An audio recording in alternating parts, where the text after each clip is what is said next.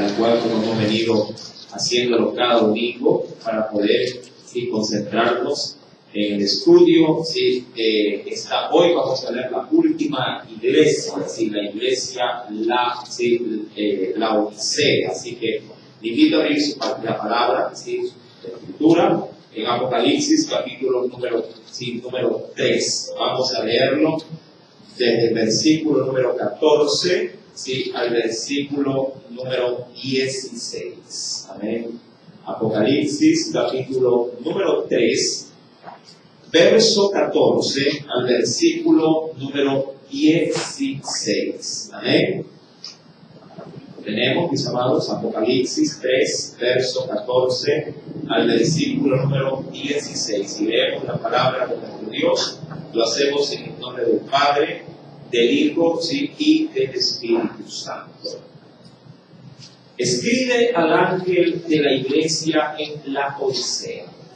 He aquí el Amén, el testigo fiel y verdadero, el principio de la creación de Dios, dice esto: yo conozco tus obras, que ni eres frío ni caliente.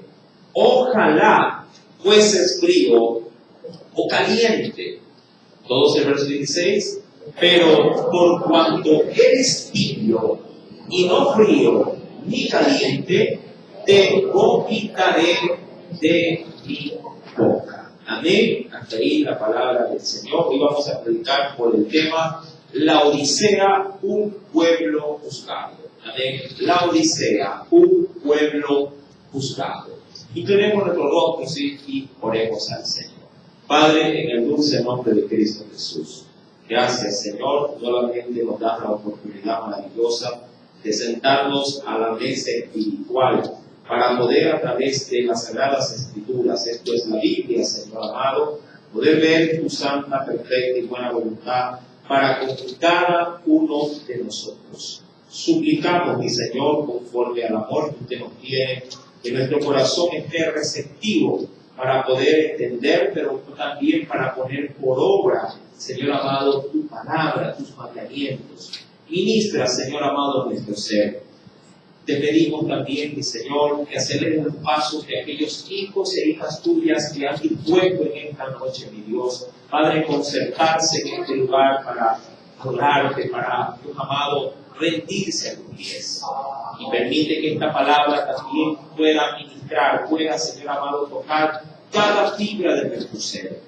Donde quiera que se predique, oh Dios amado, acerca de las Sagradas Escrituras, la Biblia, Padre, derrama allí bendición, derrama allí, Señor amado, Padre, oh Dios, de tu buena palabra, derrama de tu presencia, para que sea la Escritura, mi Dios, la que pueda, así como lo hace el alimento, pueda nutrir cada parte de nuestro ser, cuerpo, alma y espíritu. Señor, te lo agradecemos y creyendo que tú tienes algo especial para mí, te doy nuevamente gracias y gloria en el dulce nombre de Jesús. Amén y amén. Bien, mis amados, hoy tocamos justamente el último mensaje de las 7 iglesias de las cuales hemos podido ir viendo a lo largo de todos estos domingos, estudiando el libro de Apocalipsis. Y por ende cerraremos también con esta iglesia la segunda división en la cual recordará usted, amado, las cosas que Dios nos ha ido manifestando a través de su palabra, las cosas que eran, que son y las que habrán de suceder. Amén. Al término del capítulo 3, mi amado hermano, terminaremos las cosas que son, porque a través del análisis de cada iglesia se viene prácticamente descubriendo cuál era la realidad al presente del estado de cada una de aquellas que formaban parte obviamente del cuerpo de Cristo. La Odisea, mi amado hermano, se origina de hecho y se funda en el año 246 a.C. Es el emperador Antíoco II el que fundará esta ciudad. Usted dirá, ¿cuál Antíoco? El mismo que en su debido momento, antes de, o luego ya de haber conquistado Jerusalén también, introducirá dentro del altar del sacrificio a un cerdo y ahí le dará, diríamos, rienda suelta a su blasfemia, y esto causará, mi amado hermano, un enojo general en todos los judíos. De ahí, de hecho, se desprenderá una película que tiene veracidad histórica y bíblica. No sé si usted ha escuchado del término, del título Masada. Sí, una película que hizo notar, mi amado hermano, la rebelión de los judíos en contra del emperador Antíoco. Esto obviamente les costaría la vida en esta sublevación, pero lo hicieron motivados por la ofensa terrible que ellos experimentaron dentro del templo. El templo, de hecho, fue luego destruido y será reconstruido por Herodes el Grande para congraciarse con el pueblo, pero también creará una ciudad llamada Cesarea, también en honor de César, es decir, trató de darle a ambos, un agrado para cada bando. Mi amado, la Odisea, de hecho, su nombre, mi querido hermano, está dedicado a la esposa de Antíoco II. De hecho, el nombre de la emperatriz era Laodice, ¿sí? Así como Eunice, el nombre de ella era Laodice. Y a nombre de su esposa, la emperatriz, se le da el nombre de la ciudad llamada La Odisea. Ahora, hay quienes han podido establecer que el nombre de la ciudad obviamente tiene, o se podría ver como un nombre también que se asocie con algo espiritual, pero hay quienes simplemente, por eso lo he titulado en esta noche, un pueblo juzgado, hay quienes asocian a la Odisea como eso, como la sentencia ya determinada por el Señor para una iglesia considerada tibia. Ya vamos obviamente a introducirnos en el desarrollo de todo lo que implica esa tibieza y por qué el Señor hace ese tipo de comparación de los estados propiamente de una temperatura. ¿Por qué? Bueno, para seguir adentrándonos dentro de la Escritura, mi amado hermano, la iglesia de la Odisea ya estaba considerada dentro del planeamiento misionero del apóstol Pablo y de hecho, en los tiempos de Juan, del cual es el autor, el que escribe estas cartas, para aquel entonces, recordando que Juan viviría aproximadamente casi 120 años, sí, que es bastante, él era el discípulo amado de Jesús, dicen algunos, el que a mayor, diríamos así, el mayor tiempo de todos los discípulos fue él el que más vivió. Y fue también el que más temprano pudo conocer del Señor. Hay quienes dicen que Juan tendría en los tiempos de Jesús no más de 20 años de edad. Sí, de hecho, era un joven que ganó el favor de los otros discípulos y en su juventud prácticamente, mi amado, la entregó toda ella, toda su fuerza, todo su potencial lo entregó al Señor. Y si acaso sumamos esa juventud, de conocer al Señor más a la edad que se estandariza en que él murió casi 120 años, mi amado, estamos hablando que él vivió como cristiano casi 100 años. Amén, 100 años de vivir vida cristiana. Tremendo, ¿verdad? Hay quienes dicen, ¿cuántos años que ya tengo 5, ¿verdad? Y hay quienes dicen, ay, hermano, yo tengo 20, como que se ha sido un siglo.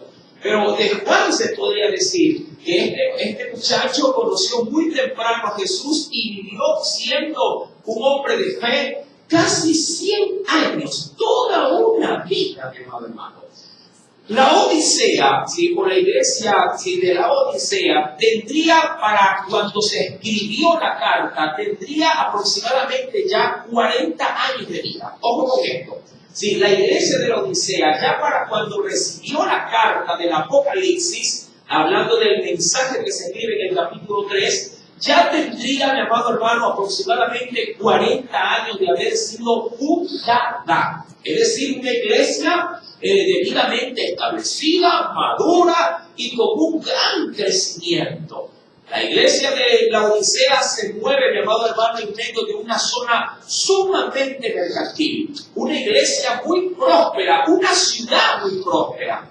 De hecho, en los datos históricos se narra que cuando hubo un gran terremoto en toda la región de Europa, entre ellas también se vio afectada la región de Asia, esta, dicen los historiadores, fue la única ciudad, no solo iglesia, ciudad que no pidió recursos a Roma para ser reconstruida.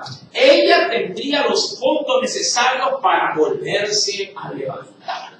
Y ese, diríamos así, ese orgullo, mi amado, se dio a notar en tiempos, insisto, de desastres naturales.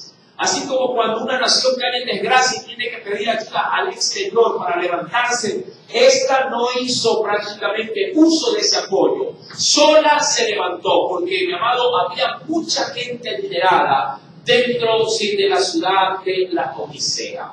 Ahora, ¿qué registros bíblicos tenemos de esta iglesia, más allá de lo que menciona el libro de Apocalipsis? Bueno, vamos comenzando desde estos datos. Acompáñenme, por favor, y veamos qué nos dice, pues, en dos cartas. Y una de ellas, mi amado, está en el libro de Colosenses. Venga conmigo, por favor, a la escritura. En el mismo libro, bueno, en esta carta, en dos, si digamos así, en dos porciones bíblicas, sí, dentro del mismo capítulo. Colosenses, capítulo número 4. Acompáñeme a este primer texto de despegue. La ciudad de la Odisea, de hecho, estaba contigua a una ciudad dedicada justamente, sí, a uno de los, digamos así, de los grandes también gobernadores de Roma, a Hierápolis. Cuando vamos a Colosenses capítulo 4, verso número 12 al 13, nos dice el apóstol Pablo, guiado por el Espíritu Santo, como no, lo siguiente. ¿Lo tiene ya? Dice el Señor, os saluda, es decir, manda un saludo en esta carta también, dice Pablo, Epafras, el cual es uno de vosotros. ¿De qué forma? Siervo de Cristo. Siempre también, ¿qué hacía este hombre? Siempre rogando encarecidamente por vosotros en sus oraciones. ¿Hablando de qué? De la iglesia que estaba en Colosas, ¿sí? Versículo número 12 al 13, recuerden, para que estéis firmes, perfectos y completos en todo lo que Dios quiere. Porque de él, hablando de Epafras, doy testimonio de que tiene gran solicitud por vosotros, y no solo por ustedes, sino también por los que están en qué ciudad, por los que están en la Odisea, y también por los que están en otra ciudad que estaba contigua a la Odisea, como que es de Guayaquil y Durán, o San Borondón, que están muy pegadas. Y también en los que están en Hierápolis. Amén. O sea, aquí tenemos un primer indicio de la existencia de una iglesia, pero de una iglesia ya totalmente conformada. Había sido obviamente inaugurada por Pablo, sí, pero Pablo no duró 100 años. Pablo moriría a lo mucho allá por una edad de 60 años. Y esta muerte fue una muerte violenta porque murió, mi amado hermano, en manos del Imperio Romano y fue decapitado, sí, este varón. Sí, fue decapitado por causa de Cristo. Tremendo. Gente que sirvió a Dios con gran fidelidad, terminó, llamado, siendo mártir de la iglesia. Cuando vamos también en el mismo capítulo, y avanzo un poquito más, en los mismos versículos más adelante, verso 15, me salto el verso 14. En el verso 15 del mismo libro de Colosenses 4 dirá, salvad a los hermanos que están en la Odisea. Y ahí, ¿a quiénes? A Ninfas y a la iglesia, la cual, ¿dónde se encuentra esa iglesia? Está en su casa. Cuando esta carta haya sido leída entre vosotros, hacer que también se lea en la iglesia de dice aquí, laodicenses, y a su vez que la Odisea lea también la carta que va para ustedes. Es decir, que intercambien cartas, tanto de la que fue escrita para la Odisea como para la que es escrita para la carta de Colosenses. Ahora, curioso, esas cartas para la iglesia de la Odisea no las tenemos en la Biblia. Pero hay una carta de epístola escrita completa, íntegra para la iglesia. Tuviéramos una epístola dedicada para la iglesia de la Odisea, pero no tenemos esa carta. Ahora, recordará usted también, de acuerdo a lo que se ha podido albergar en la Biblia, esta Biblia, mi amado hermano, si bien es cierto, hoy por hoy tenemos lo que Dios quiere que tengamos, muchas cartas que Pablo escribió no las tenemos con nosotros. Sí, llame usted este asunto como un descuido, como pérdida o como destrucción, mi amado, pero en los tiempos penosamente nos han privado de muchos escritos bíblicos. Pero lo que tenemos es suficiente para poder tomarlo como base y solidificar ahí nuestra madurez cristiana. Amén. Si no por ello podríamos decir, ay hermano, esa carta falta y por eso no puedo crecer espiritualmente, porque falta ese pedacito de carta. No, mi hermano, lo que tenemos, Dios ha querido que sea suficiente para seguirnos formando en nuestra vida espiritual. Y gracias a Dios, mi hermano, mucha gente de Dios se ha levantado con lo que Dios ha permitido hoy por hoy tener en nuestras manos. Amén. Si no, nos hubieran formado grandes líderes hasta la presente fecha. Ahora bien, hermano, tenemos entonces por la Escritura no solamente el nombre de la Odisea, sino que tenemos ya, digamos, aspectos de que la iglesia estaba totalmente formada y de hecho pertenecía a la casa de un hombre llamado Nitufas, de acuerdo a lo que se leía en los últimos versículos, versículos 15 y 16. Ahora, dicho esto, ya tomando digamos así, todos los datos bíblicos históricos, vamos a la parte espiritual. ¿Qué estaba pasando en la Odisea? Llamado un dato también, digamos así, un dato extra frente a la ciudad, es que Hierápolis, una ciudad que estaba, como le mencionaba hace un momento, estaba contigua a la ciudad de la Odisea. Era una ciudad por la cual, hablando de Hierápolis, por la cual pasaba un acueducto. Y este acueducto, venía, mi amado hermano, muchas veces, si los acueductos se lo hacían o de los ríos o de las grietas, que emanaban como fuente de agua para poder ser consumida dentro, sobre todo, de las ciudades principales. En Hierápolis había un acueducto, pero este acueducto transportaba agua, sobre todo, agua termal. Agua así medicinal, agua así como lo tenemos en ciertos puntos de nuestra ciudad o de nuestro país, donde hay lugares donde la gente busca sobre todo baños termales. De ahí que se podría decir que para nosotros una ciudad que representa este tipo, digamos así, de beneficio natural sería la ciudad de Baños, por ejemplo. Que al inicio ni siquiera era ciudad. Era simplemente un punto más en la carretera, pero llegó a crecer tanto, se ha hecho tan comercial y ahora me dicen que es costosísimo vivir en Baños. Por la comercialización que se da dentro de la ciudad, me dicen que hasta el parqueo está por las nubes, no se diga el hospedaje, y la comida está carísima. Llamado, esta ciudad, hablando también de la Odisea, fue un punto no solamente comercial, sino también un punto turístico por sus reconocidas aguas termales. Ahora bien, Jesús, volviendo a Apocalipsis capítulo número 3, se presenta delante de esta iglesia con un título, no necesariamente con una declaración de lo que usted sabe que significa el término amén, por ejemplo. El término amén, sabe lo que se representa, ¿verdad? Cuando usted le dice algo, amén, usted le está diciendo al Señor, así es, o así sea, o así se lleve a cabo. Pero en vida, obviamente, en tu vida, o si es algo que se refiere al Señor, en el reino de Él o en su presencia. Por ejemplo, Dios es todopoderoso y alguien podría decir, amén, hermano. Claro que sí, así es. Dios es todopoderoso. Esa declaración, amén, tiene, mi amado hermano, insisto, una redundancia para poder remarcar algo, sea en Dios o posiblemente para declarar algo que se ejecute en ti. Por ejemplo, Dios también te puede decir que Él anhela de nosotros un pueblo santo, porque sin santidad nadie verá al Señor. Y alguien podría decir, amén, hermano, es decir, yo voy a estar en esa lista de los santos. Ahora hay que tener mucho cuidado con cada declaración de la palabra. ¿Por qué, hermano? Porque al hacerlo estamos ligando nuestro corazón, nuestra alma, nuestras fuerzas, nuestra vida, la estamos ligando a nuestro Dios. Amén.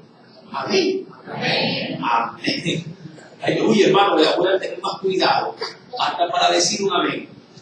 Entonces, el Señor se presenta no bajo la declaración de que así es, sino lo toma como una especie de título.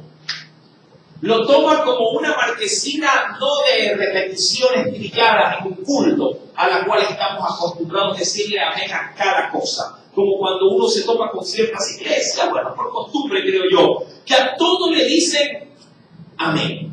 Si el pastor dice, hermanos, amén, o gloria a Dios, o aleluya, expresiones comunes. Hermanos, me caí el otro día, gloria a Dios. No, pero hermano, me caí, me lastimé. Ay, disculpe, pastor, amén entonces. Lo mismo, dice. No lo toma como una declaración de esa naturaleza. El Señor aquí lo tomará como un título. Ojo, como una expresión de jerarquía, de título. Como, llamado, como la declaración final, obviamente, de una palabra dada para la eternidad. A eso se refiere, como cuando de pronto concluye un libro de la Escritura y termina con un gran amén, es decir, con un gran así es. Esto es palabra de Dios. Esto es lo que Dios me ha dado a mí. Entonces, así se presenta el Señor para con la iglesia de Filadelfia. Escribe al ángel, dice el versículo número 14. Escribe al ángel. Ahora, ¿quién era el ángel de la iglesia?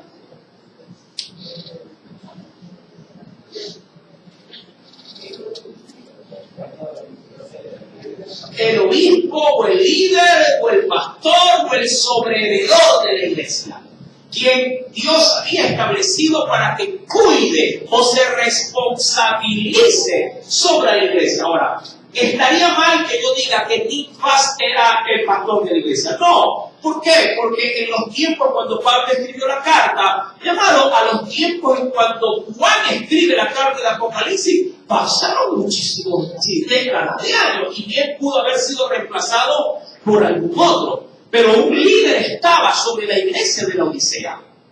¿Sí? Y dice el versículo número 14, quiero que le escribas al responsable de la iglesia. He aquí el amén. Ojo, ¿cómo se presenta? Se lo ve como un título, no como una declaración.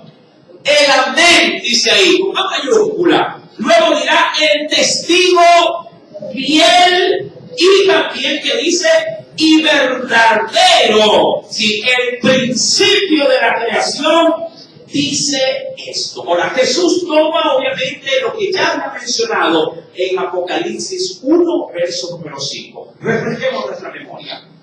Apocalipsis capítulo 1, verso número 5. Retrocediendo un poco, podremos considerar estas palabras.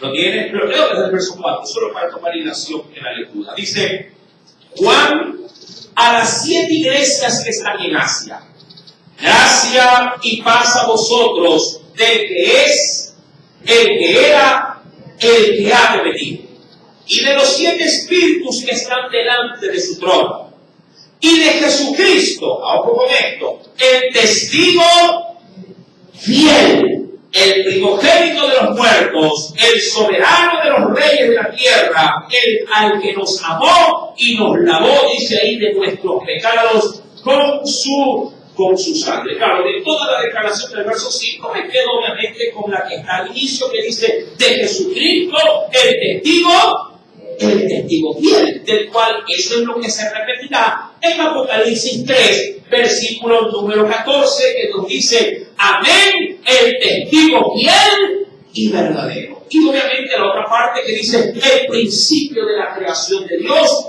dice esto. Y ojo, cuando él declara el principio de la creación de Dios, no lo dice por ser él alguien creado, sino porque Dios usará a su Hijo como razón esencial para crear todas las cosas.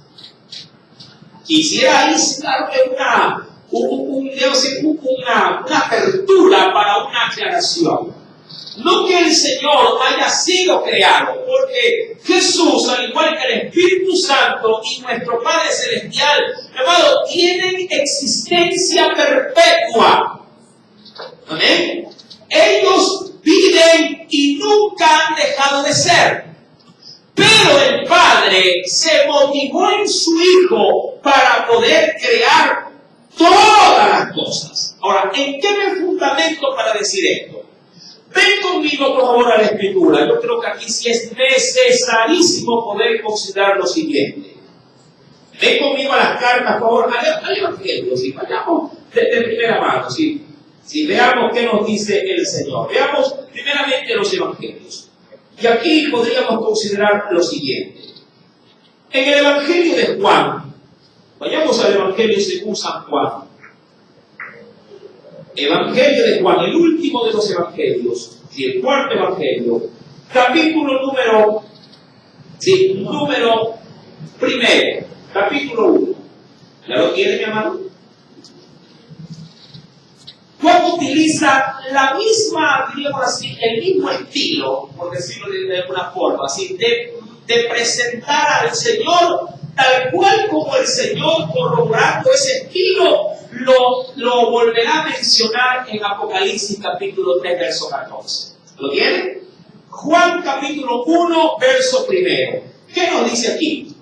En el principio, no dice que fue creado, aquí ya pone a Jesús como algo existente. En el principio. ¿El principio de qué? En el principio, cuando Dios se dispone a qué cosa? A crear.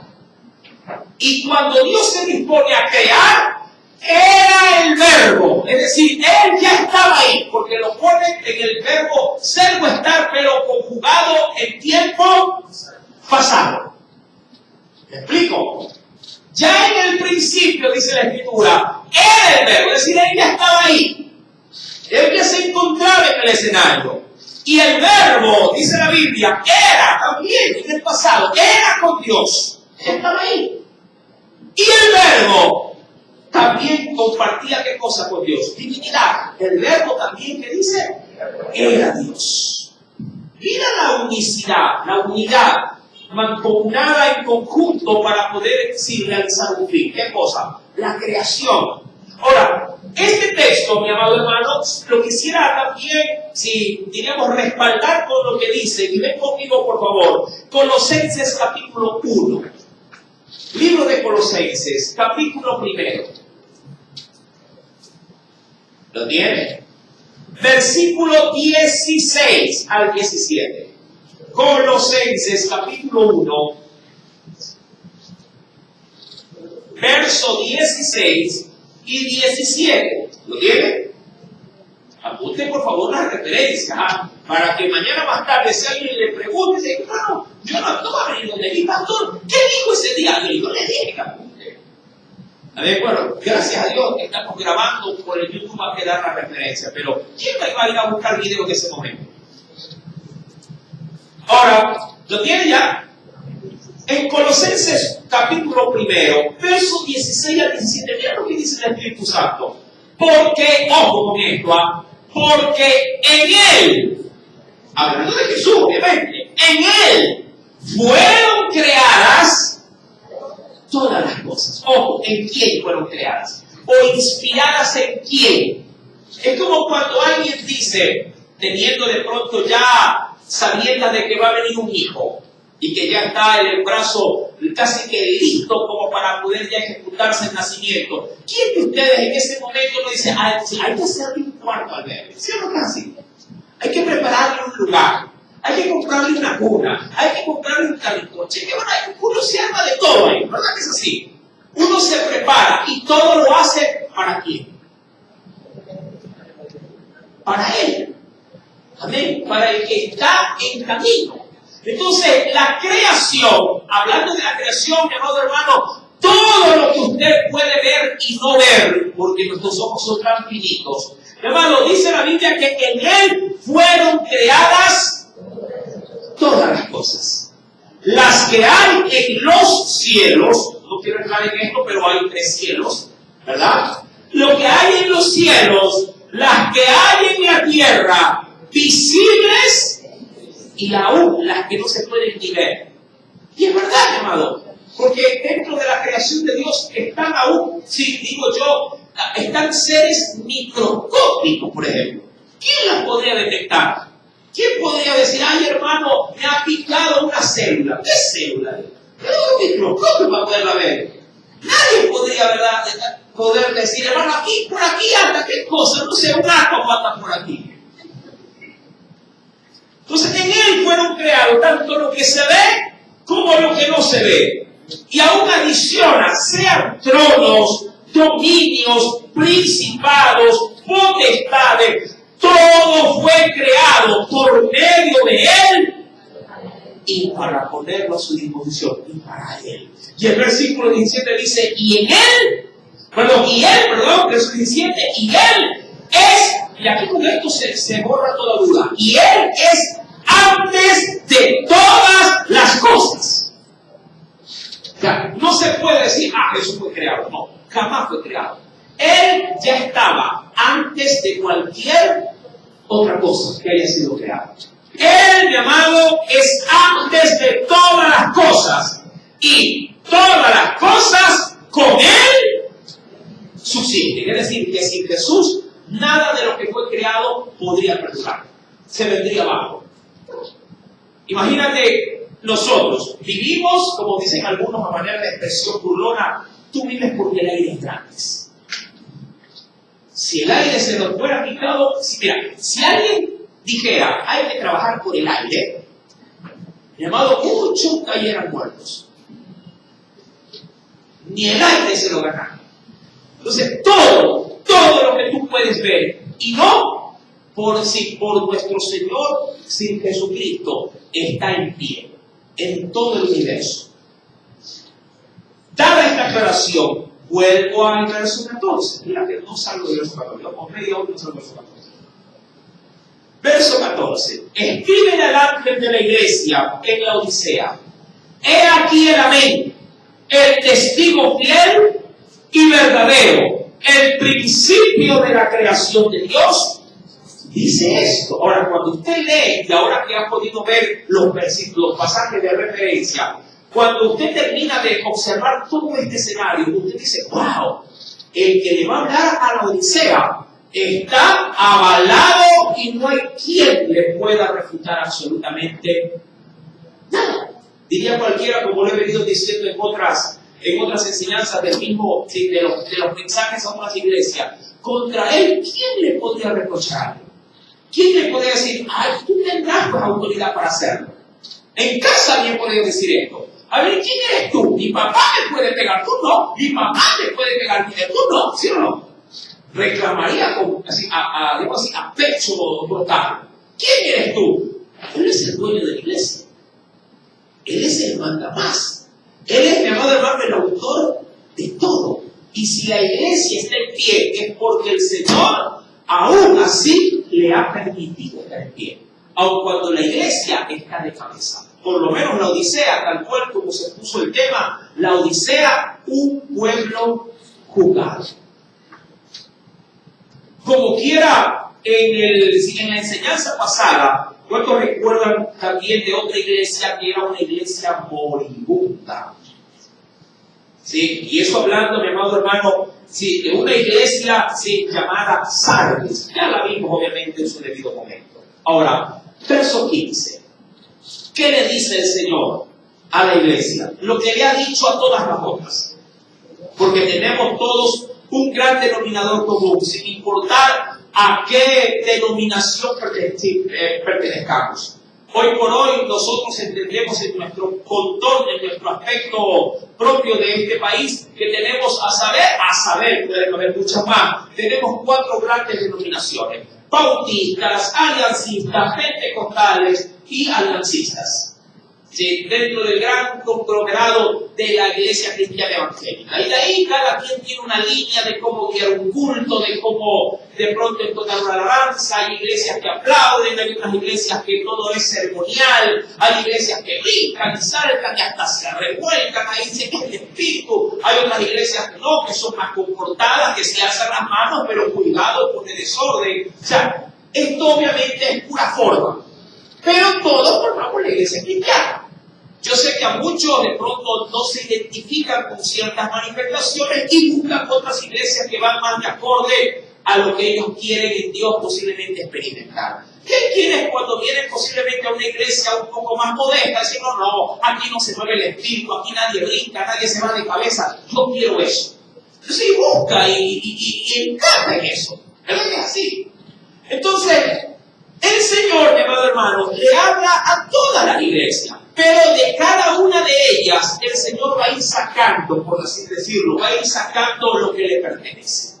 Y cada iglesia, por muy armoniosa o por muy formal o por muy, digamos así, manifiesta de dones, cada iglesia penosamente tenía un mal que tenía que ser confrontado.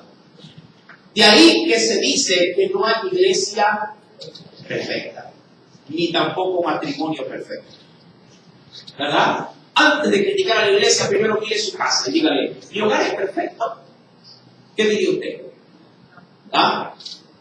Dijo alguien una vez, hermano, yo ando buscando una iglesia perfecta.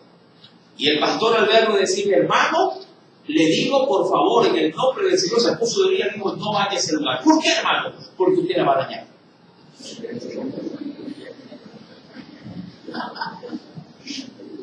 Pues todo el rey no se va a ir para allá. ¿Por qué, hermano? La va a dañar. Déjelo allá. Entonces, la verdad, mi amado, el Señor le escribe a la iglesia y le dice, yo conozco tus obras. Claro, ¿quién como el que escudriña la mente y el corazón? Yo conozco tus obras, le dice a la Odisea. Y ahí destapa la olla. Y vamos obviamente a la parte espiritual. Y le dice, no eres frío, no eres caliente, eres tibio. Ahora, usted y yo podríamos decir cualquier cosa de esta expresión, cualquier cosa, y podríamos interpretar a nuestro buen juicio también cualquier situación. Pero vámonos al contexto de la ciudad. Amén. Porque la iglesia de la Odisea entendió a la perfección lo que el Señor les estaba diciendo. ¿Por qué? Porque su realidad, al igual que las otras iglesias de las otras ciudades, también se identificaban con su entorno.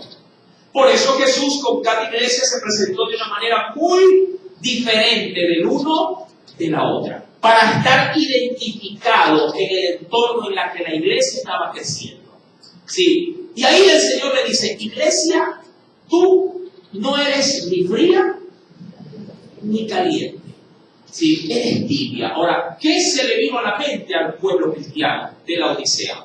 Y así, automáticamente, llamado al pueblo, se le vino la realidad comercial de la iglesia, o de la ciudad, de hecho.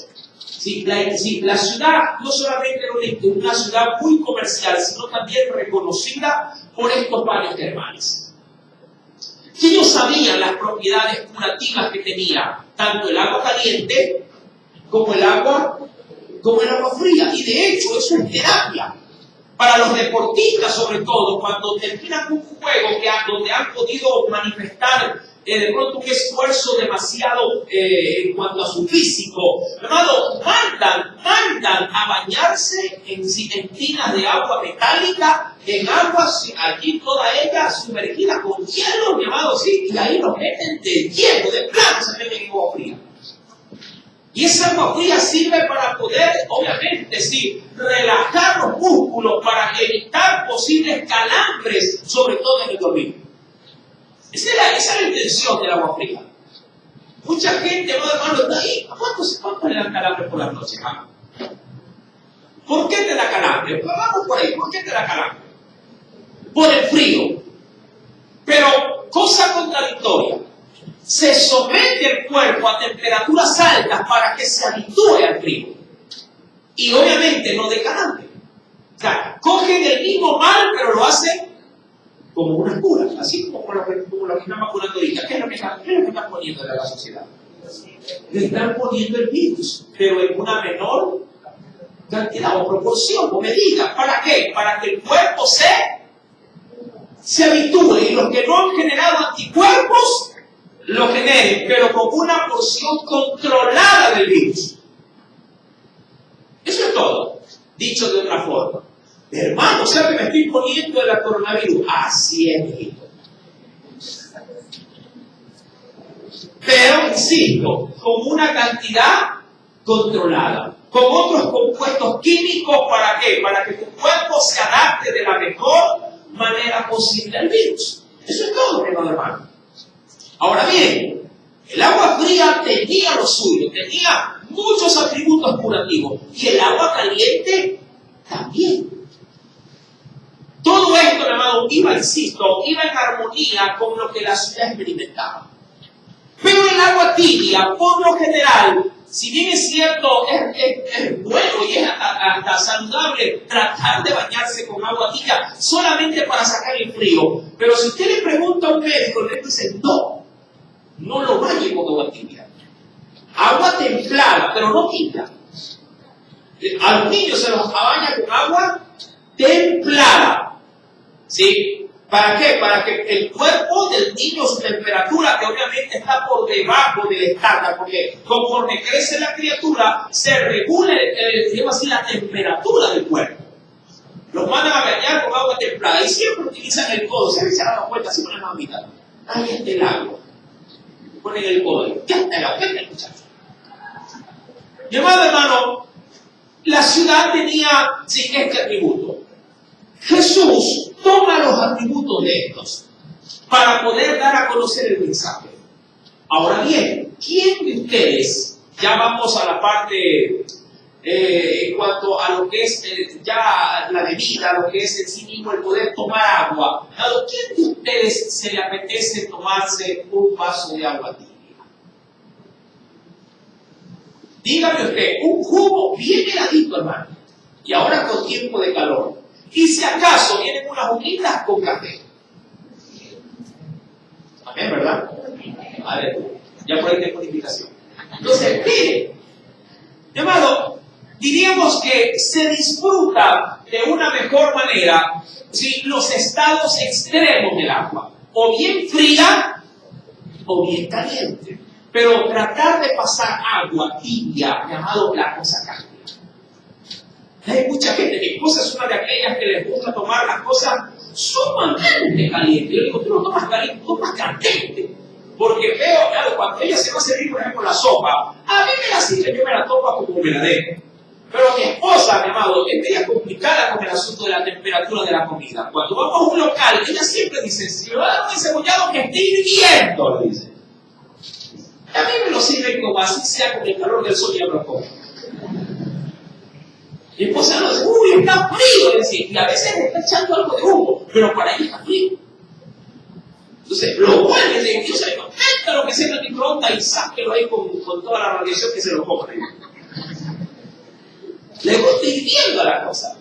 Ahora, mi amado, el Señor le dice a la iglesia, tú no eres ni frío ni caliente, en cuyo caso, vámonos primero al asunto propiamente literal, en cuyo caso, si hubiera sido frío, hubiera tenido utilidad.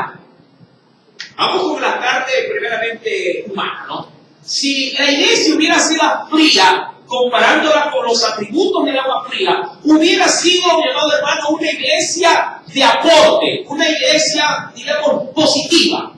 Y si hubiera sido una iglesia caliente, de la misma forma, consolidándola con la parte curativa, también hubiera tenido una propiedad positiva para la sociedad.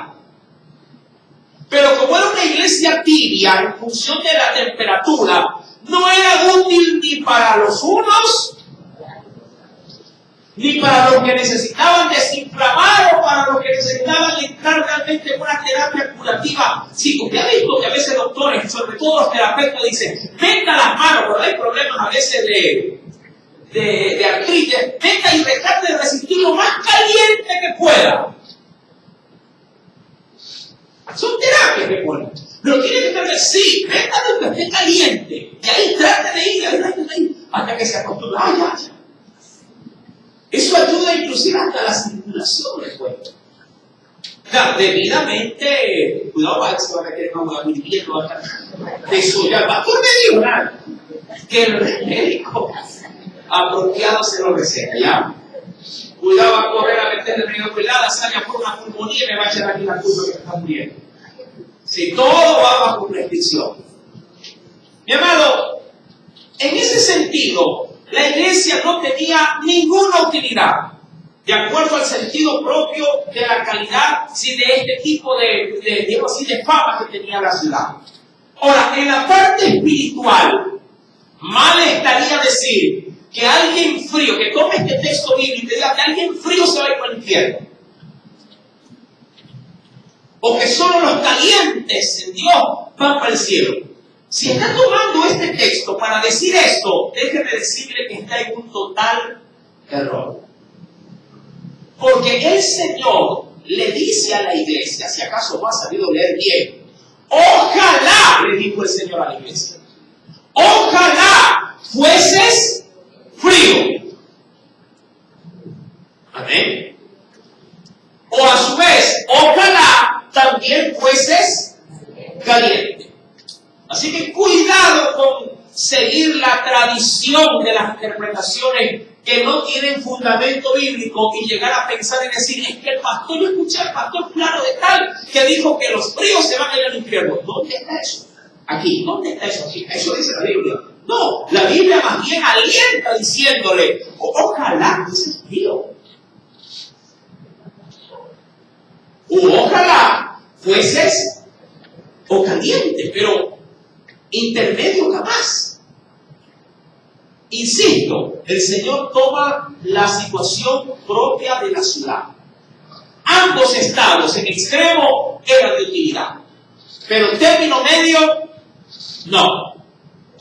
En la parte espiritual, sí, es verdad, yo podría, y voy a salirme del texto, yo podría decir que es más fácil tratar con una persona inconversa y queriéndola asociar, considerada en ámbitos espirituales tradicionales como una persona fría. Es más fácil presentarle a Cristo que a un tibio. Eso sí, uno podría decir, hermano, los inconversos son fríos, no quieren el Espíritu, sí es verdad, pero ellos son más fáciles de poder convencerlos para Cristo. Una persona que es considerada, entre comillas, fría, tiene, llamado, usted tendrá mayor acceso para que le escuche. Porque al no tener nada de Dios en su corazón, llamado, es terreno fértil. Es una persona, por decirlo de alguna forma, que no le va a presentar la típica excusa de los prejuicios bíblicos que ella tiene.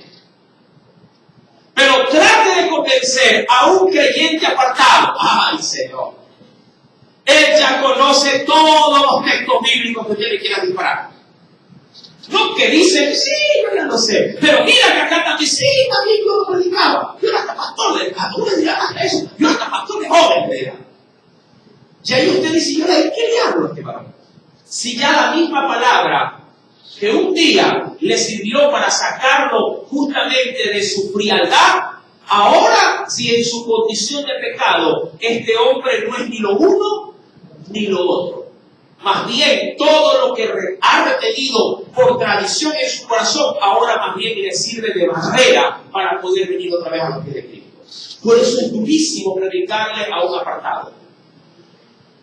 Es durísimo, hermano, hacer volver a alguien nuevamente al redil de las ovejas luego de que se salió del redil. Hay un texto precioso que quiero considerar, mi amado hermano. Venga conmigo a la Biblia.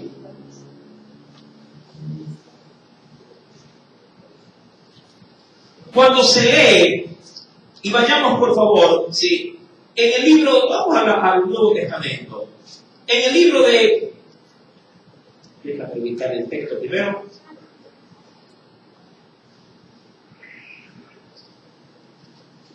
Sí, segunda carta del apóstol Pedro. En la segunda carta o epístola del apóstol Pedro, está casi cercano al Apocalipsis, a unas cuantas páginas nada más, hacia atrás, ¿no? ¿Lo tenemos, mi amado? En la segunda epístola de Pedro, capítulo número 2,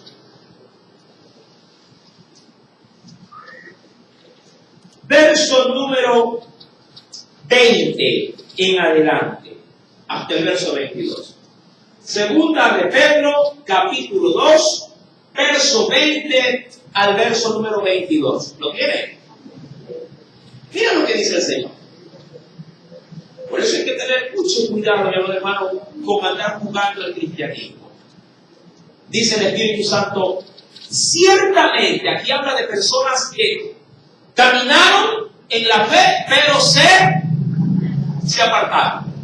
Ciertamente, si habiéndose ellos escapado de las contaminaciones del mundo, hablando de que fueron ya rescatados de su humana manera de vivir, por el conocimiento del Señor y Salvador Jesucristo, si acaso les pasa esto, ¿qué cosa?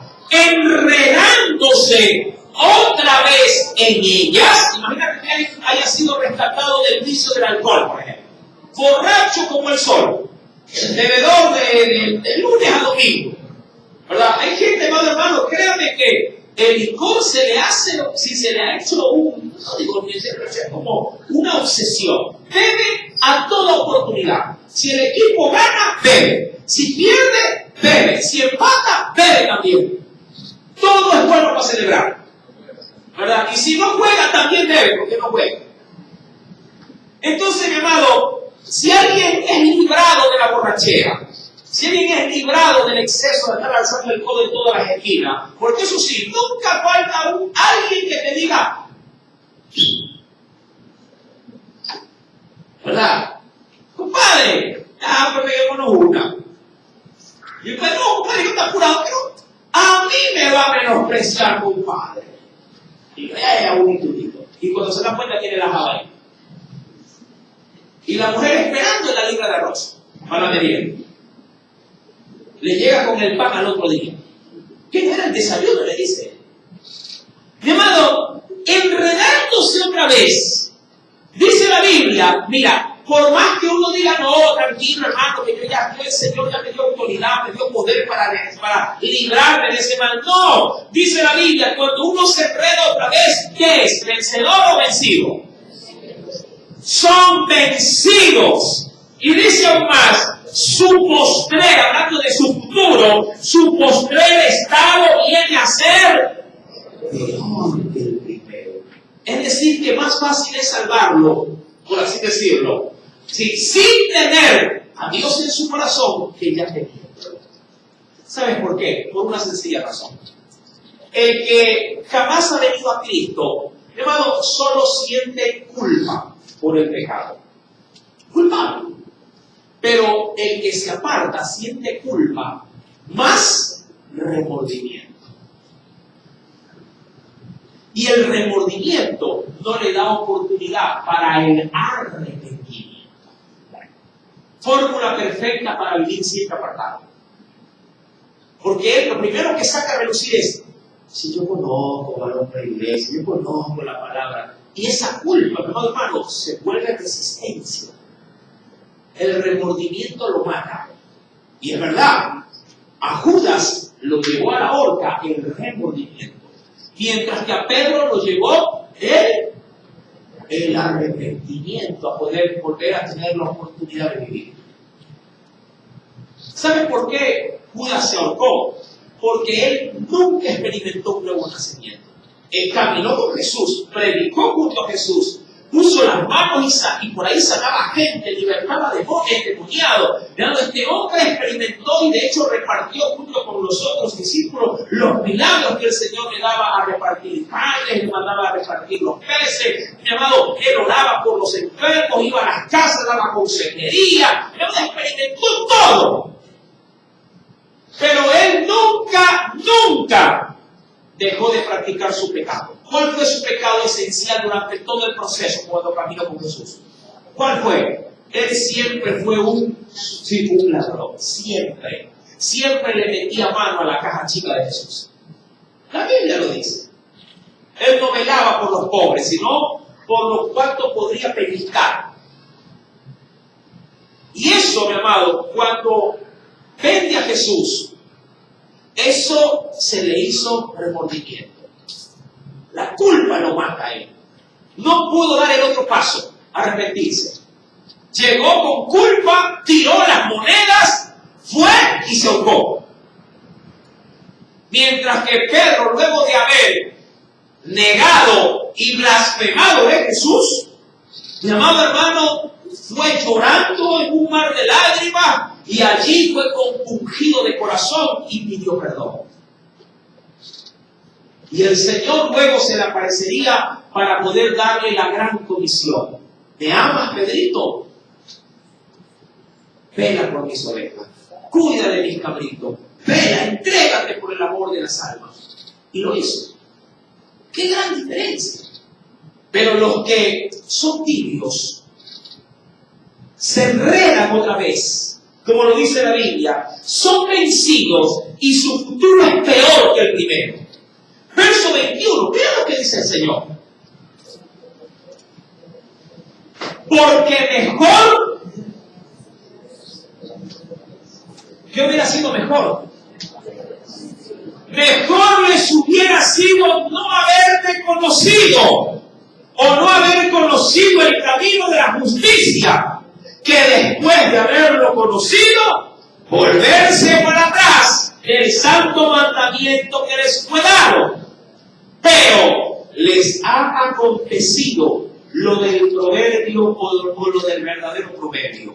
El perro vuelve a su vómito y la puerca lavadita, bañadita, vuelve a revolcarse en el cielo. Mira, predícale pues a una persona que ya conoce la palabra y que está apartada. Llamado con él, vas a entrar a debatir de la Biblia. Vas a entrar en conflictos espirituales.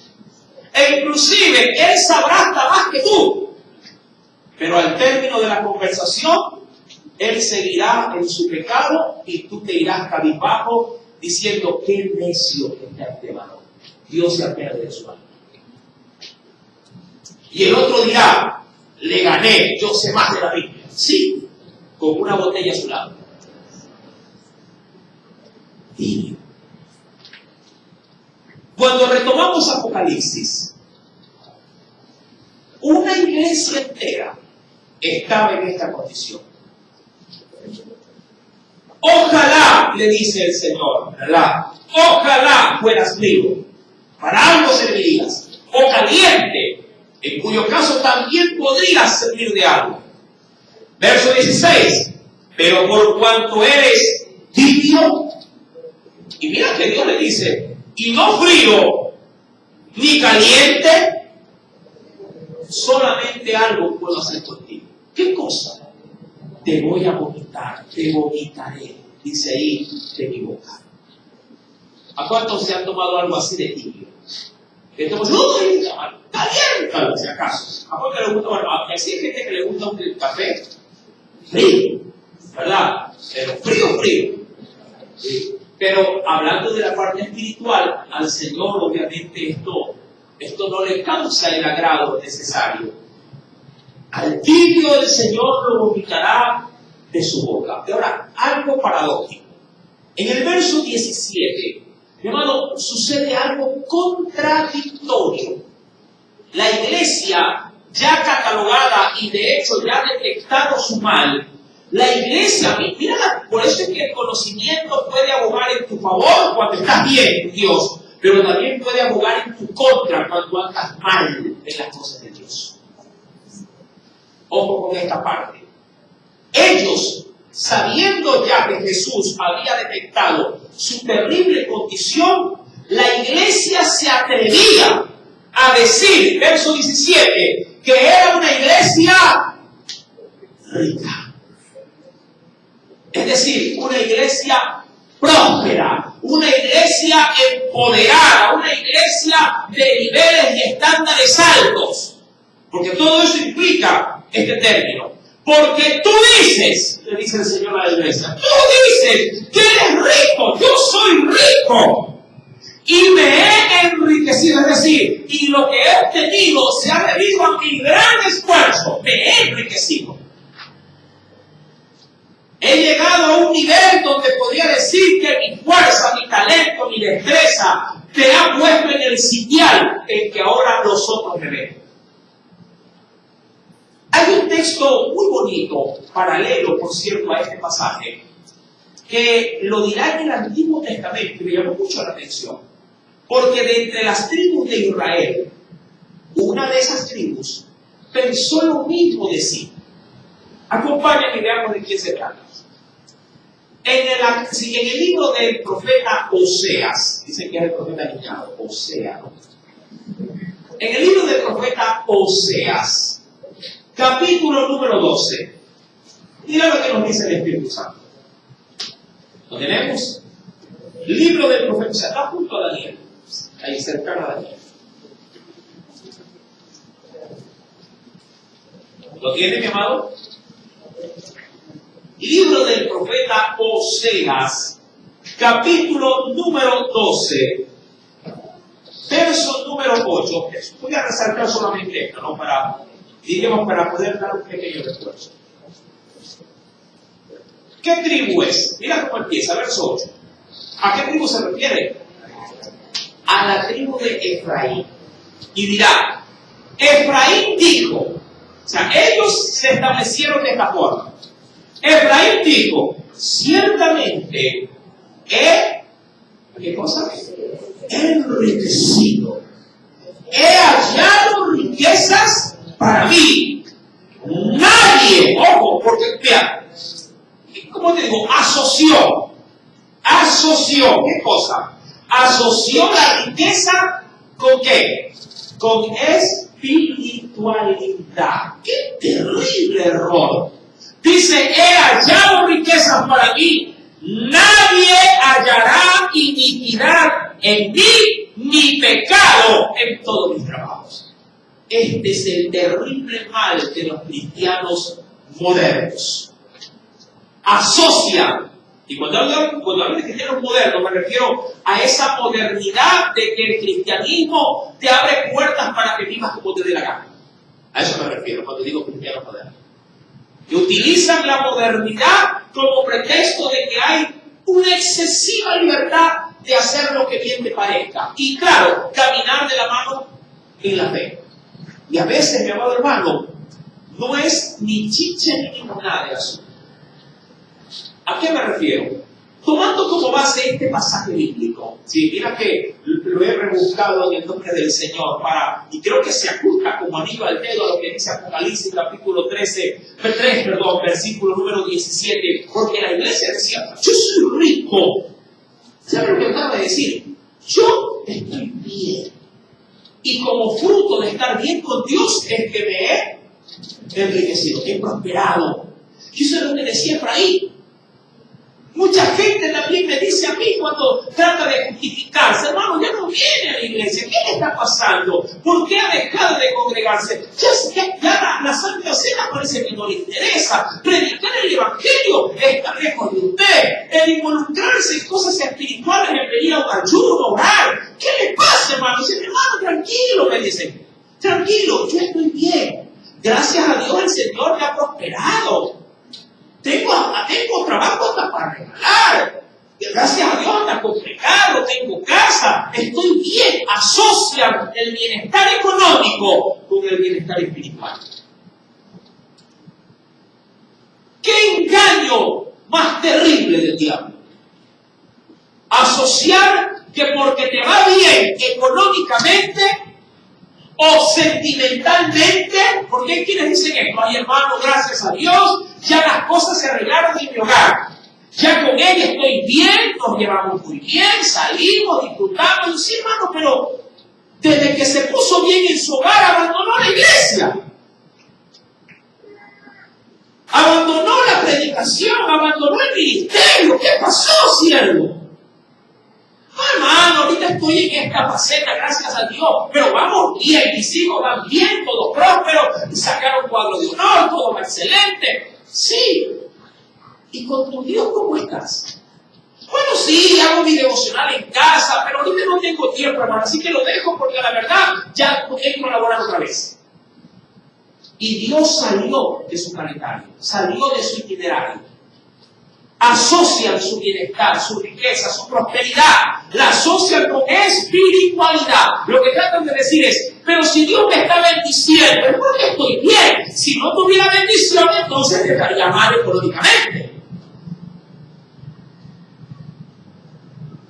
Así ellos lo entienden. Y como tienen algo de Biblia, dirán, ¿cómo es posible que Dios no bendiga a uno de sus hijos, porque soy su hijo que me bendice. Más bien, si no fuera hijo de Dios, Dios no me bendijera. Y empatan prosperidad con espiritualidad, donde el Señor le dice, tú estás mal. Lo que tú no sabes es que cuando te presentes delante de mí en el gran día del juicio, te voy a vomitar de mi boca.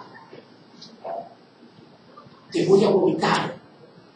Imagínate que tú vayas todo ahí bien vestido, bien, con toda la familia, con ropa de marca. Señor, aquí estamos, todos morimos en un accidente automovilístico. Ay, se volvió el Ferrari, pero no importa, todos somos de Cristo. Y vaya ahí la familia entera. Señor, ¿en qué palacio me toca ahora?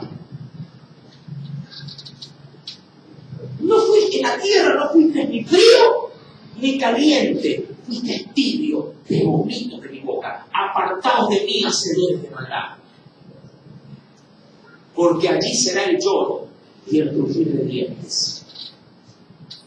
¿Sí me entendiendo la cosa, verdad? Oseas 12:8 es muy revelador, recuerdo. Ya que termina diciendo, nadie, o sea, ya rico él, ya próspero él, nadie hallará iniquidad en mí. Porque asoció prosperidad sinónimo de bendición divina. Llamado, el diablo también da plata a la gente. El mundo también le da mucha prosperidad a los que se mantienen a expensas de este mundo. No quiero satanizar las riquezas, porque las riquezas vienen de Dios y se las da a quien quiere sin que las administre. Pero también es bien cierto que raíz de todos los males es el amor a las riquezas. La avaricia es un terrible mal, mi amado hermano, que muchos, llamados de la fe, se han apartado por ir tras $1 más.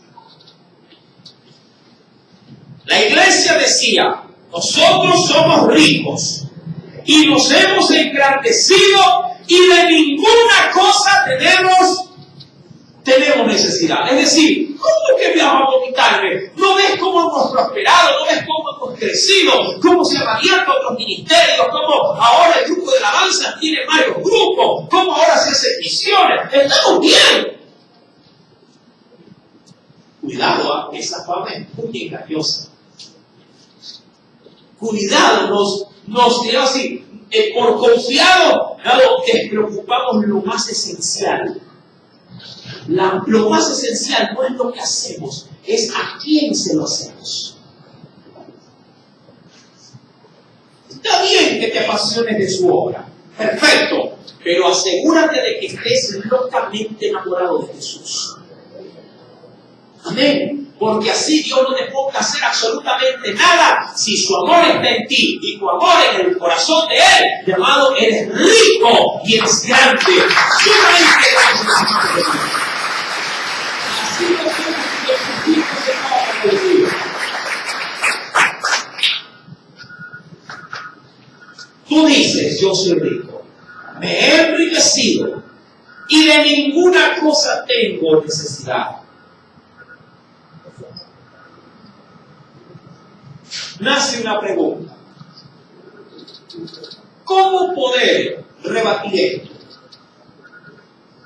Mi hermano, esto se va a quedar en la segunda parte. No quiero entrar a topar todo lo que Jesús le diga a la iglesia. Como la iglesia era tibia y por ende una iglesia sumamente insensata, el Señor tendrá que quitarle esta venta, a la cual para ellos no lo era una venta. Para ellos podían ver con claridad, pero claro, solo lo que el mundo les podía proporcionar. Estaban totalmente ciegos delante de Dios. ¿Cómo Jesús les hará ver su mal a la iglesia de la Odisea? Esto tendrá segunda parte, para ser vista, Dios mediante, el próximo día domingo, con la ayuda del Espíritu Santo. Espero que no falte, amén. Sí, porque el Señor tiene mucho más que enseñarnos a través de la iglesia. Aleluya. Alabamos a Dios. Vamos a ponernos en pie, vamos a hacer una oración. Hemos descubierto la mitad del camino. Falta la otra mitad. Espero en Dios que tenga muy presente lo que el Señor hoy nos ha dicho para poder complementar, sí, su voluntad en nosotros. Hoy Dios nos ha hecho ver el mal, pero tenemos que también aprender de él cómo recibir la cura a ese mismo mal. Oremos a Dios y digámosle en nuestro corazón: Padre, en esta noche mi vida ha sido expuesta. No quiero, mi Dios, yo en lo personal,